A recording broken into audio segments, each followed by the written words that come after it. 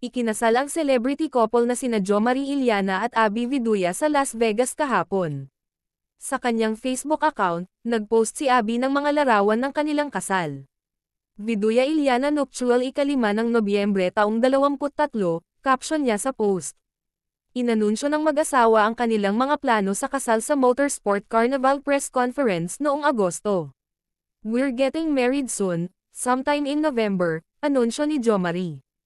"Hindi ako maaaring malayo sa trabaho. As a counselor, as a legislator, hindi ako pwedeng mawala ng Thursday, so yung timing ng Halloween, for a break, para makaalis lang ako ng mabilis." Tuloy naman siya ng November, he added.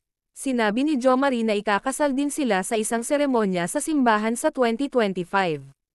"Tapos mag-church wedding kami, latest is 2025, sa hometown ko na Peñafrancia sa Naga City, Camarines Sur," he said. For her part, sinabi ni Abby na gagawa sila ng Jennifer Lopez-Ben Affleck moment sa Las Vegas. "We're going to Vegas. We're gonna pull off a J-Lo and Ben Affleck wedding. Kasi, gusto namin na kaming dalawa lang at first," she said. "Sasama sa amin doon ang iilan sa aming mga kapamilya, tulad ng aking anak. Ang aking panganay na anak na babae ay sasama sa amin sa Vegas at ilang mga kamag-anak ni Jom," dagdag niya.